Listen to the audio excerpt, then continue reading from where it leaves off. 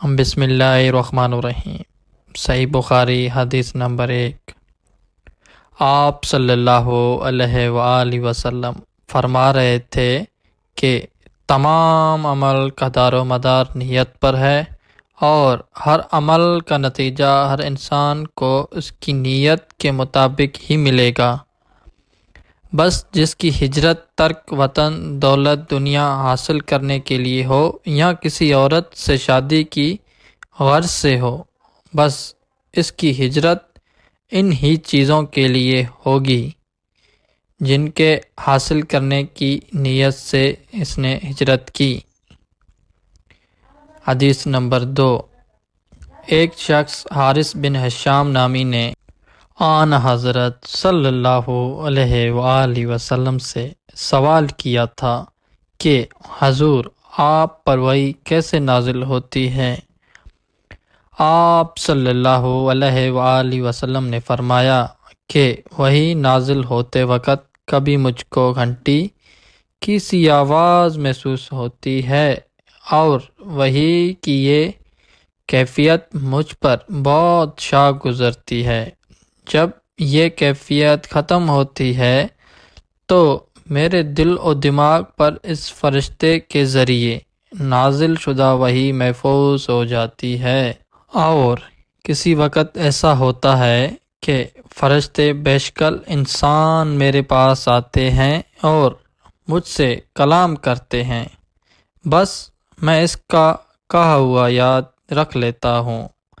حضرت عائشہ رضی اللہ تعالی عنہا کا بیان ہے کہ میں نے سخت کڑاکڑی کی سردی میں آن حضرت صلی اللہ علیہ وآلہ وسلم کو دیکھا ہے کہ آپ صلی اللہ علیہ وآلہ وسلم پر وحی نازل ہوئی، اور جب اس کا سلسلہ موقوف ہوا تو آپ صلی اللہ علیہ وآلہ وسلم کی پیشانی پسینے سے شربور تھی۔ حدیث نمبر 3۔ آن حضرت صلی اللہ علیہ وآلہ وسلم پر وحی کا ابتدائی دور اچھا سچا پاکیزہ خوابوں سے شروع ہوا۔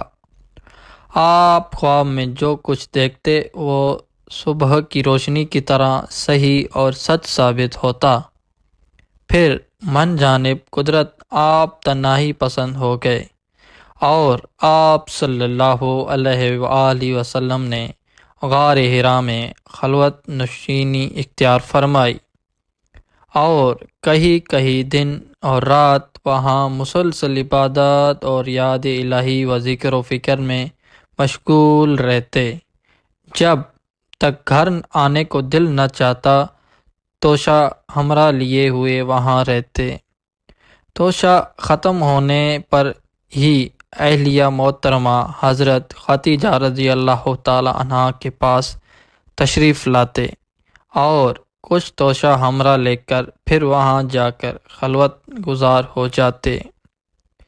یہی طریقہ جاری رہا یہاں تک کہ آپ پر حق منکشف ہو گیا، اور آپ غار حرا میں قیام پذیر تھے کہ اچانک حضرت جبرائیل علیہ السلام آپ کے پاس حاضر ہوئے اور کہنے لگے کہ اے محمد پڑھو۔ آپ فرماتے ہیں کہ میں نے کہا میں پڑھنا نہیں جانتا۔ آپ صلی اللہ علیہ وآلہ وسلم فرماتے ہیں کہ فرشتے نے مجھے پکڑ کر اتنے زور سے بھینچا کہ میری طاقت جواب دے گئی، پھر مجھے چھوڑ کر کہا کہ پڑھو۔ میں نے پھر وہی جواب دیا کہ میں پڑھا ہوا نہیں ہوں۔ اس فرشتے نے مجھ کو نہایت ہی زور سے بھینچا کہ مجھ کو سخت تکلیف محسوس ہوئی۔ پھر اس نے کہا کہ پڑھ۔ میں نے کہا میں پڑھا ہوا نہیں ہوں۔ فرشتے نے تیسری بار مجھ کو پکڑا اور تیسری مرتبہ پھر مجھ کو بھینچا، پھر مجھ کو چھوڑ دیا، اور کہنے لگا کہ پڑھو اپنے رب کے نام کی مدد سے جس نے پیدا کیا اور انسان کو خون کی پھٹکی سے بنایا۔ پڑھو اور آپ کا رب بہت ہی مہربانیاں کرنے والا ہے۔ بس یہی آیتیں آپ حضرت جبرائیل علیہ السلام سے سن کر اس حال میں غار حرا سے واپس ہوئے کہ آپ کا دل اس انوکھے واقعے سے کانپ رہا تھا۔ آپ حضرت خدیجہ کے ہاں تشریف لائے اور فرمایا کہ مجھے کمبل اڑا دو، مجھے کمبل اڑا دو۔ لوگوں نے آپ کو کمبل اڑا دیا۔ جب آپ کا ڈر جاتا رہا تو آپ نے اپنی زوجہ محترمہ حضرت خدیجہ رضی اللہ تعالی عنہا کو تفصیل کے ساتھ یہ واقعہ سنایا اور فرمانے لگے کہ مجھ کو اب اپنی جان کا خوف ہو گیا ہے۔ آپ کی اہلیہ محترمہ حضرت خدیجہ رضی اللہ تعالی عنہا نے آپ کی ڈھارس بندھائی اور کہا کہ آپ کا خیال صحیح نہیں ہے، خدا کی قسم آپ کو اللہ کبھی رسوا نہیں کرے گا، آپ تو اخلاق کے فضلہ کا مالک ہیں، آپ تو کنبہ پرور ہیں، بے کسوں کا بوجھ اپنے سر پر رکھ لیتے ہیں، مفلسوں کے لیے آپ کماتے ہیں، مہمان نوازی میں آپ بے مثال ہیں، مشکل وقت میں آپ امیر حق کے ساتھ دیتے ہیں۔ ایسا اوصاف ہنسنے والا انسان یوں بے وقت ذلت و خواری کی موت نہیں پا سکتا۔ پھر مزید تسلی کے لیے حضرت خدیجہ رضی اللہ تعالی عنہا آپ صلی اللہ علیہ وآلہ وسلم کو ورقہ بن نوفل کے پاس لے گئے، جو ان کے چچا زاد بھائی تھے اور زمانے جہالت میں نصرانی مذہب اختیار کر چکے تھے اور عبرانی زبان کے کاتب تھے، چنانچہ انجیل کو بھی حسب منشائے خداوندی عبرانی زبان میں لکھا کرتے تھے۔ انجیل سریانی زبان میں نازل ہوئی تھی، پھر اس کا ترجمہ عبرانی زبان میں ہوا۔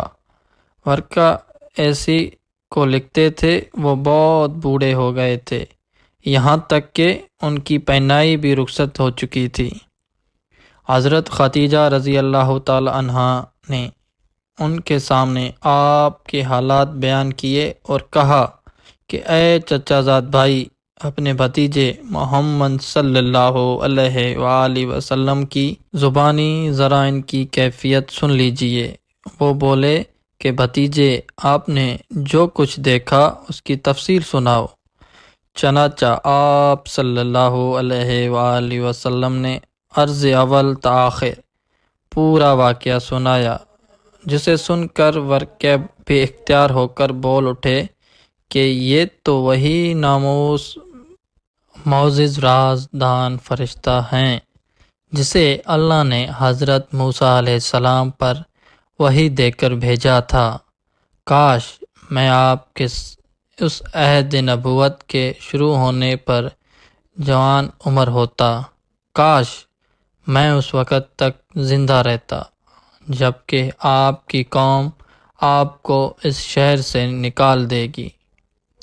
رسول کریم صلی اللہ علیہ وآلہ وسلم نے یہ سن کر تعجب سے پوچھا کہ کیا وہ لوگ مجھ کو نکال دیں گے، حالانکہ میں تو ان میں صادق و امین و مقبول ہوں؟ ورقہ بولا، ہاں یہ سب کچھ سچ ہے، مگر جو شخص بھی آپ کی طرح امیر حق لے کر آیا، لوگ اس کے دشمن ہی ہو گئے۔ اگر مجھے آپ کی نبوت کا وہ زمانہ مل جائے تو میں آپ کی پوری مدد کروں گا، مگر ورقہ کچھ دنوں کے بعد انتقال کر گئے۔ پھر کچھ عرصے تک وحی کی آمد موقوف رہی۔ حدیث نمبر 4۔ آپ صلی اللہ علیہ وآلہ وسلم نے وحی کے رک جانے کے زمانے کے حالات بیان فرماتے ہوئے کہا کہ ایک روز میں چلا جا رہا تھا کہ اچانک میں نے آسمان کی طرف ایک آواز سنی اور میں نے اپنا سر آسمان کی طرف اٹھایا، کیا دیکھتا ہوں کہ وہی فرشتے جو میرے پاس غار حرا میں آئے تھے، وہ آسمان و زمین کے بیچ میں ایک کرسی پر بیٹھا ہوا ہے۔ میں اس سے ڈر گیا اور گھر آنے پر میں نے پھر کمبل اوڑھنے کی خواہش ظاہر کی۔ اس وقت اللہ پاک کی طرف سے یہ آیت نازل ہوا، اے لحاف اوڑھ کر لیٹنے والے، اٹھ کھڑا ہو اور لوگوں کو عذاب الہی سے ڈرا، اور اپنے رب کی بڑائی بیان کر اور اپنے کپڑوں کو پاک صاف رکھ اور گندگی سے دور رہے۔ اس کے بعد وہی تیزی کے ساتھ در پہ آنے لگی۔ حدیث نمبر 5۔ رسول اللہ صلی اللہ علیہ وآلہ وسلم نزول القرآن کے وقت بہت سختی محسوس فرمایا کرتے تھے، اور اس کی علامتوں میں سے یہ تھی کہ یاد کرنے کے لیے آپ اپنے ہونٹوں کو ہلاتے تھے۔ ابن عباس رضی اللہ تعالی عنہ نے کہا، میں اپنے ہونٹ ہلاتا ہوں جس طرح آپ ہلاتے تھے۔ سعید کہتے ہیں، میں بھی اپنے ہونٹ ہلاتا ہوں جس طرح ابن عباس رضی اللہ تعالی عنہ کو میں نے ہلاتے دیکھا۔ پھر انہوں نے اپنے ہونٹ ہلائے۔ ابن عباس رضی اللہ تعالی عنہ نے کہا، پھر یہ آیت اتری کہ اے محمد، قرآن کو جلد جلد یاد کرنے کے لیے اپنی زبان نہ ہلاؤ، اس کا جمع کر دینا اور بڑھا دینا ہمارا ذمہ ہے۔ حضرت ابن عباس رضی اللہ تعالی عنہ کہتے ہیں، یعنی قرآن آپ صلی اللہ علیہ وآلہ وسلم کے دل میں جمع دینا اور پڑھا دینا ہمارا ذمہ ہے۔ پھر جب ہم پڑھ چکے تو اس سے پڑھے ہوئے کی اتباع کرو۔ ابن عباس رضی اللہ تعالیٰ عنہ فرماتے ہیں، اس کا مطلب یہ ہے کہ آپ اس کو خاموشی کے ساتھ سنتے رہو، اس کے بعد مطلب سمجھا دینا ہمارا ذمہ ہے۔ پھر یقیناً یہ ہماری ذمہ داری ہے کہ آپ اس کو پڑھو، یعنی اس کو محفوظ کر سکو۔ چنانچہ اس کے بعد جب آپ کے پاس حضرت جبرائیل علیہ السلام وحی لے کر آتے تو آپ توجہ سے سنتے۔ جب وہ چلے جاتے تو رسول اللہ صلی اللہ علیہ وآلہ وسلم اس وحی کو اسی طرح پڑھتے جس طرح حضرت جبرائیل علیہ السلام نے اسے پڑھا تھا۔ حدیث نمبر 6۔ رسول اللہ صلی اللہ علیہ وآلہ وسلم سب لوگوں سے زیادہ جود و سخی تھے، اور رمضان میں دوسرے اوقات کے مقابلے میں جب جبرائیل آپ صلی اللہ علیہ وآلہ وسلم سے ملتے بہت ہی زیادہ وجود و کرم فرماتے۔ جبرائیل علیہ السلام رمضان کی ہر رات میں آپ صلی اللہ علیہ وآلہ وسلم سے ملاقات کرتے اور آپ صلی اللہ علیہ وآلہ وسلم کے ساتھ قرآن کا دورہ کرتے۔ غرض آن حضرت صلی اللہ علیہ وآلہ وسلم لوگوں کو بھلائی پہنچانے میں بارش لانے والی ہواؤں سے بھی زیادہ جود و کرم فرمایا کرتے تھے۔ حدیث نمبر 7۔ ہرقل شاہ روم نے ان کے پاس قریش کے قافلے میں ایک آدمی بلانے کو بھیجا، اور اس وقت یہ لوگ تجارت کے لیے ملک شام گئے ہوئے تھے، اور یہ وہ زمانہ تھا جب رسول اللہ صلی اللہ علیہ وآلہ وسلم نے قریش اور ابو سفیان سے ایک وقتی عہد کیا ہوا تھا۔ جب ابو سفیان اور دوسرے لوگ ہرقل کے پاس اہلیہ پہنچے، جہاں ہرقل نے دوبارہ طلب کیا تھا، اس کے گرد روم کے بڑے بڑے لوگ، علماء، وزراء، امراء بیٹھے ہوئے تھے۔ ہرقل نے ان کو اور اپنے ترجمان کو بلوایا، پھر ان سے پوچھا کہ میں تم میں سے کون شخص مدعی رسالت کا زیادہ قریبی عزیز ہے؟ ابو سفیان کہتے ہیں کہ میں بول اٹھا کہ میں اس کا سب سے زیادہ قریبی رشتہ دار ہوں۔ یہ سن کر ہرقل نے حکم دیا کہ اس کو ابو سفیان کو میرے قریب لا کر بٹھاؤ اور اس کے ساتھیوں کو اس کے بیٹھے کے پیچھے بٹھا دو۔ پھر اپنا ترجمان سے کہا کہ ان لوگوں سے کہہ دو کہ میں ابو سفیان سے اس شخص کی یعنی محمد صلی اللہ علیہ وآلہ وسلم کے حالات پوچھتا ہوں۔ اگر یہ مجھ سے کسی بات میں جھوٹ بول دیا تو تم اس کا جھوٹ ظاہر کر دینا۔ ابو سفیان کا قول ہے کہ خدا کی قسم اگر مجھے یہ غیرت نہ آتی کہ یہ لوگ مجھ کو جھٹلائیں گے تو میں آپ صلی اللہ علیہ وآلہ وسلم کی نسبت ضرور غلط گوئی سے کام لیتا۔ خیر، پہلی بات جو ہرقل نے مجھ سے پوچھی وہ یہ کہ اس شخص کے خاندان تم لوگوں میں کیسا ہے؟ میں نے کہا وہ تو بڑے اونچے عالی نسب والے ہیں۔ کہنے لگا اس سے پہلے بھی کسی نے تم لوگوں میں ایسی بات کہی تھی؟ میں نے کہا نہیں۔ کہنے لگا اچھا، اس کے بڑوں میں کوئی بادشاہ ہوا ہے؟ میں نے کہا کہ نہیں۔ پھر اس نے کہا بڑے لوگوں نے اس کی پیروی اختیار کی ہے یا کمزوروں نے؟ میں نے کہا نہیں، کمزوروں نے۔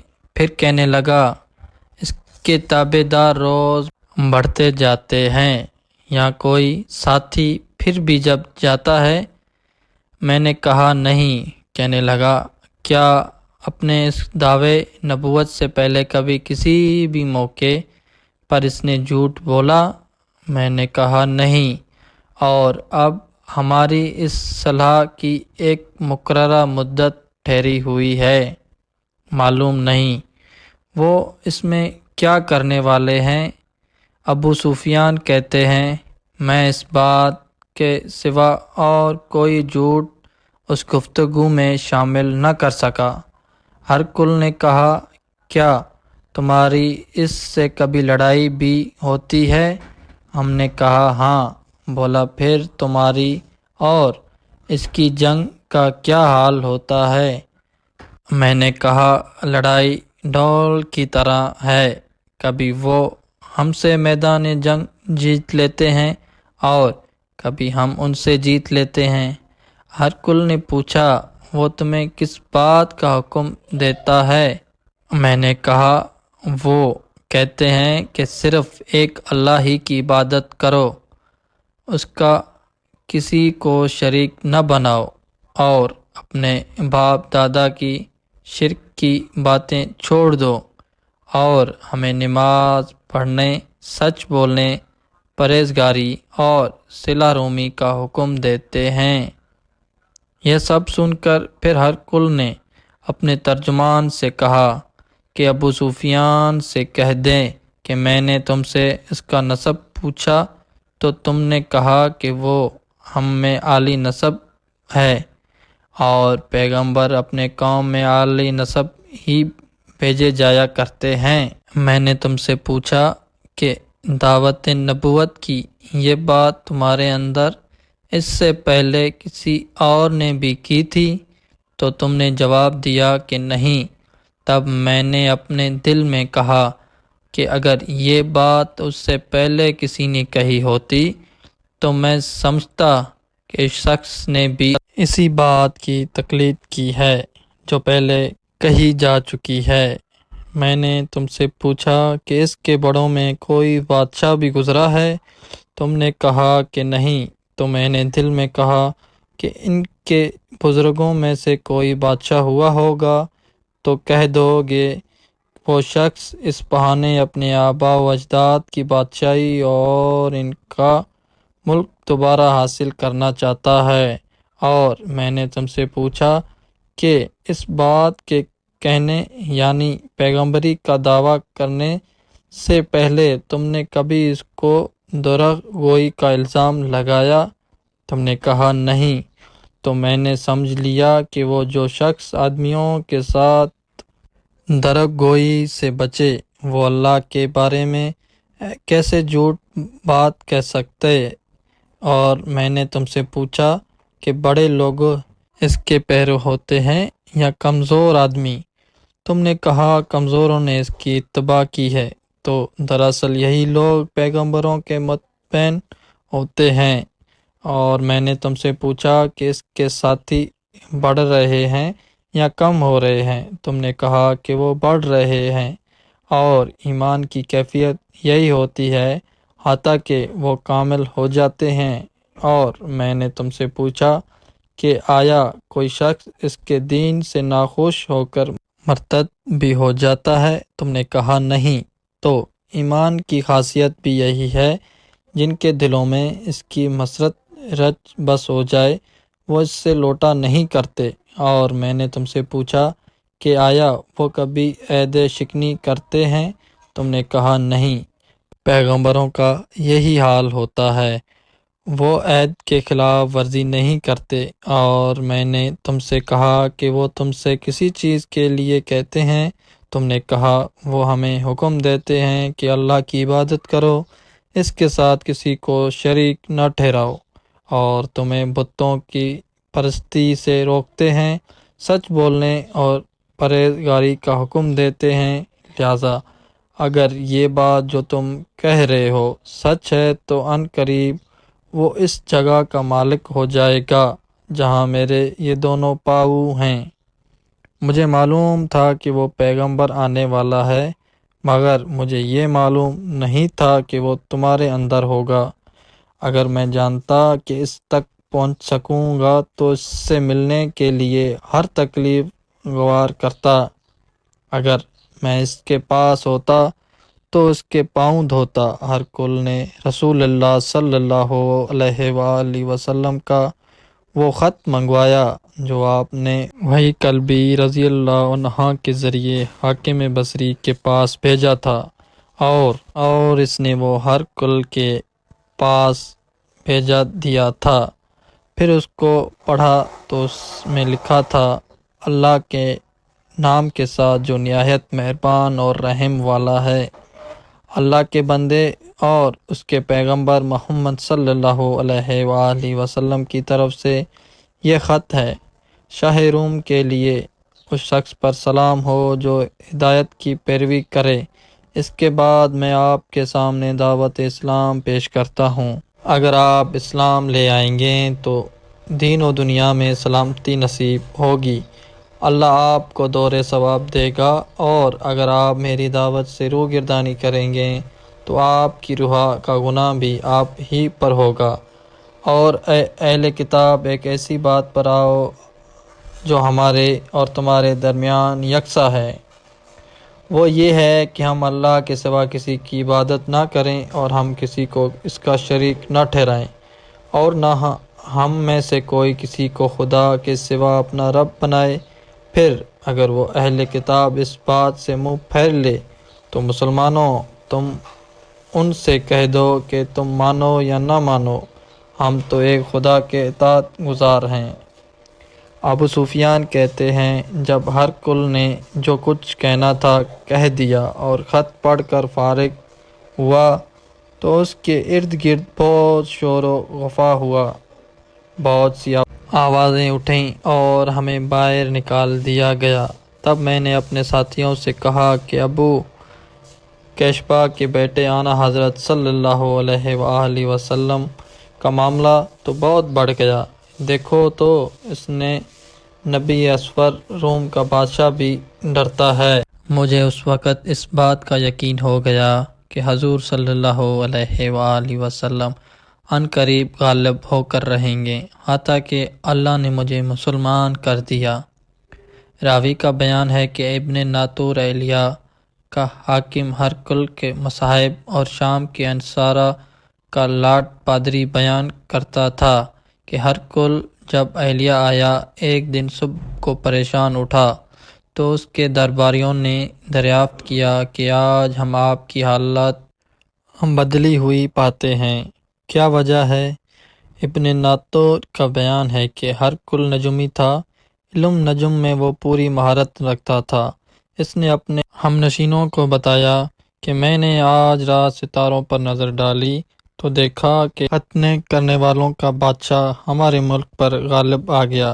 بھلا اس زمانے میں کون لوگ ختنہ کرتے ہیں؟ انہوں نے کہا کہ یہودیوں کے سوا کوئی ختنہ نہیں کرتا، سو ان کی وجہ سے پریشان نہ ہو۔ سلطنت کے تمام شہروں میں یہ حکم لکھ بھیجے کہ وہاں جتنے یہودیاں ہیں سب قتل کر دیے جائیں۔ وہ لوگ انہی باتوں میں مشغول تھے کہ ہر کل کے پاس ایک آدمی لایا گیا جسے شاہ غسانہ نے بھیجا تھا۔ اس نے رسول اللہ صلی اللہ علیہ وآلہ وسلم کے حالات بیان کیے۔ جب ہر کل نے سارے حالات سن لیے تو کہا کہ جا کر دیکھو وہ ختنہ کہیں ہوا یا نہیں۔ انہوں نے اسے دیکھا تو بتلایا کہ وہ ختنہ کیا ہوا ہے۔ ہر کل نے جب اس شخص سے عرب کے بارے میں پوچھا تو اس نے بتلا کہ وہ ختنہ کرتے ہیں۔ تب ہر کل نے کہا کہ یہی محمد صلی اللہ علیہ وآلہ وسلم اس امت کے بادشاہ ہیں جو پیدا ہو چکے ہیں۔ پھر اس نے اپنے ایک دوست کو رومیہ خط لکھا اور وہ بھی علم نجوم میں ہر کل کی طرح ماہر تھا۔ پھر وہاں سے ہر کل ہمسا چلا گیا۔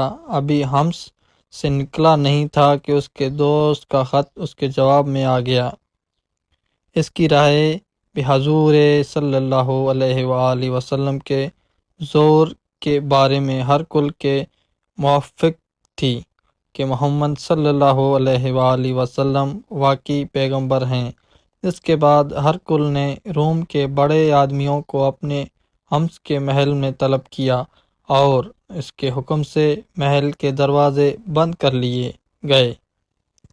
پھر وہ اپنے خاص محل سے باہر آیا اور کہا، اے روم والوں، کیا ہدایت اور کامیابی میں جو کچھ حصہ تمہارے لیے بھی ہے؟ اگر تم اپنی سلطنت کی بقا چاہتے ہو تو پھر اس نبی صلی اللہ علیہ وآلہ وسلم کی بیعت کر لو اور مسلمان ہو جاؤ۔ یہ سننا تھا کہ پھر وہ لوگ وحشی گدھوں کی طرح دروازوں کی طرف دوڑے مگر انہیں بند پایا۔ آخر جب ہر کل نے اس بات سے ان کی یہ نفرت دیکھی اور ان کے ایمان لانے سے مایوس ہو گیا تو کہنے لگا کہ ان لوگوں کو میرے پاس لاؤ۔ جو وہ دوبارہ آئے تو اس نے کہا، میں نے جو بات کہی تھی اس سے تمہاری دینی پختگی کی آزمائش مقصود تھی، سو وہ میں نے دیکھا۔ تب یہ بات سن کر وہ سب کے سب اس کے سامنے سجدے میں گر پڑے اور اس سے وہ خوش ہو گئے۔ بالآخر ہر کل کی آخری حالت یہ ہی رہی۔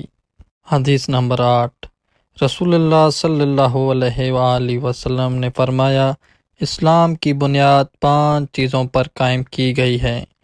اول، گواہی دینا کہ اللہ کے سوا کوئی معبود نہیں اور بے شک حضرت محمد صلی اللہ علیہ وآلہ وسلم اللہ کے سچے رسول ہیں، اور نماز قائم کرنا اور زکوٰۃ ادا کرنا اور حج کرنا، رمضان کے روزے رکھنا۔ حدیث نمبر 9۔ آپ صلی اللہ علیہ وآلہ وسلم نے فرمایا کہ ایمان کی 60 سے کچھ اوپر شاخیں ہیں اور حیا شرم بھی ایمان کی ایک شاخ ہے۔ حدیث نمبر 10۔ آپ صلی اللہ علیہ وآلہ وسلم نے فرمایا، مسلمان وہ ہے جس کی زبان اور ہاتھ سے مسلمان بچے رہیں، اور مہاجر وہ ہے جو ان کاموں کو چھوڑ دے جن سے اللہ نے منع فرمایا۔ حدیث نمبر 11۔ لوگوں نے پوچھا، یا رسول اللہ صلی اللہ علیہ وآلہ وسلم، کون سا اسلام افضل ہے؟ تو نبی صلی اللہ علیہ وآلہ وسلم نے فرمایا، وہ جس کے ماننے والے مسلمانوں کی زبان اور ہاتھ سے سارے مسلمان سلامتی میں رہیں۔ حدیث نمبر 12۔ ایک دن ایک آدمی نے آن حضرت صلی اللہ علیہ وآلہ وسلم سے پوچھا کہ کون سا اسلام بہتر ہے؟ فرمایا، یہ کہ تم کھانا کھلاؤ اور جس کو پہچانو اس کو بھی اور جس کو نہ پہچانو اس کو بھی، الغرض سب کو سلام کرو۔ حدیث نمبر 13۔